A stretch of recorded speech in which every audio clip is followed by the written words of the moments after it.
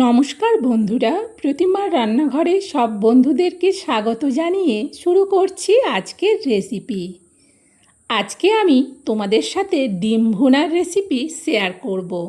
অনেকেই অনেকভাবে ডিম ভুনা বানাও, তবে আমি কিভাবে বানাই সেটাই তোমাদেরকে দেখাবো। এইভাবে বানিয়েছি, সবাই খেয়ে খুব পছন্দ করে। রেসিপিটা ভীষণই টেস্টি হয়। আমি 4টে ডিমের ওপর বানাবো, সেই জন্যে আমি 4 পিস ডিম নিচ্ছি। তোমরা ডিম কম বেশি নিতেই পারো। আর এই রেসিপিটা এত সহজ বানানো, 5 মিনিটেই বলতে পারো রান্নাটা হয়ে যায়। তার জন্যে সবের প্রথম যেতে হবে রান্নাঘরে। গ্যাস জেলে কড়া বসিয়ে দিয়ে কড়াতে দিয়ে দিলাম তেল। খুন্তি দিয়ে এবার তেলটাকে কড়ার উপর পর্যন্ত চাড়িয়ে নেব। ততক্ষণে তেল আর কড়া খুব ভালো করে গরম হয়ে গেছে। দিয়ে দিচ্ছি এবার পরিমাণ মতো লবণ, আর দেব অল্প একটুখানি চিনি। 1 মিনিটের মতো লবণ চিনিটাকে নাড়াতে থাকব।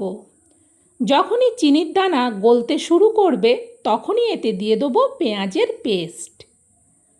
একটা বড় সাইজের গোটা পেস্টটাই দিলাম। 4টে ডিমের জন্যে একটা বড় পেঁয়াজ হলেই হয়ে যাবে। এবার পেঁয়াজটাকেও 2 মিনিটের মতো ভেজে নেব।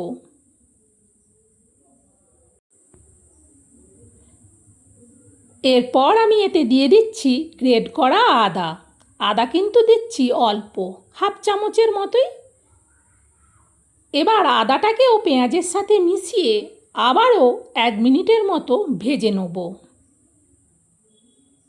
দিয়ে দিচ্ছি এবার পরিমাণ মতো হলুদ, আর দেব পরিমাণ মতো মিডিয়াম ঝাল হবে সেই রকম লঙ্কার গুঁড়ো।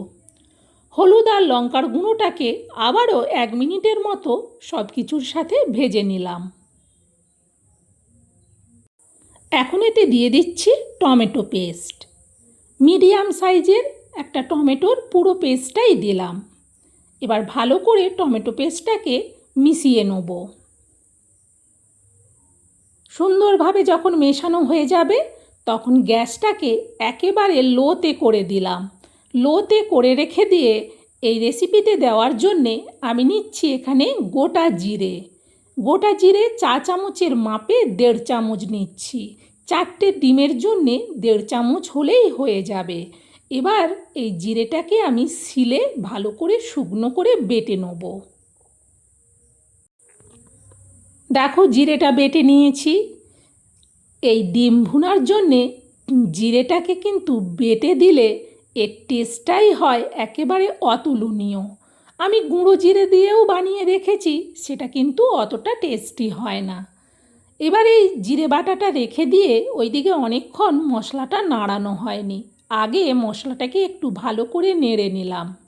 এখন এতে দিয়ে দেবো জিরে বাটা। জিরে বাটাটা দেওয়ার পর আবারও খুন্তি দিয়ে 1 মিনিটের মতো জিরে বাটাটাকে ভালো করে মশলার সাথে ভেজে নিলাম। যখনই মশলা থেকে তেল ছেড়ে দেবে, তখনই মাঝখানটাতে একটু জায়গা করে নেব। এরপর আমি একে একে 4টা ডিম ওই মাঝখানটাতে হাত দিয়ে ভেঙে এরকম কাঁচা অবস্থায় দিয়ে দেবো।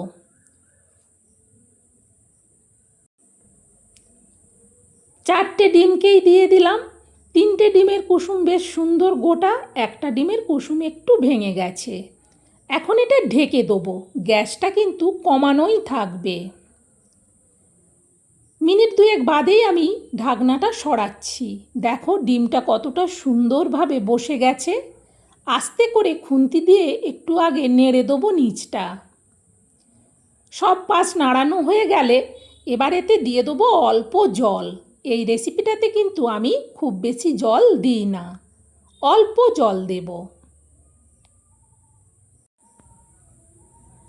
খুন্তি দিয়ে এবার দেখে নিচ্ছি, আর জল লাগবে না।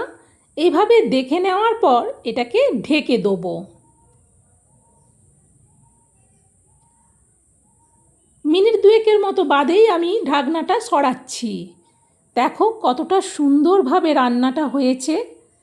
আস্তে করে নিচটা একটু নেড়ে দিলাম। নেড়ে দেখে নিচ্ছি রেসিপিটা খুব সুন্দর হয়েছে। এটা দেখতেও যেমন সুন্দর হয়, খেতেও কিন্তু দুর্দান্ত টেস্টি হয়। আর এটা কিছু করার দরকার নেই, এবার এটা নাবিয়ে নেব। এই বড় স্টিলের প্লেটটার মধ্যে পুরো ডিম ভুনাটা আমি নাবিয়ে নিচ্ছি।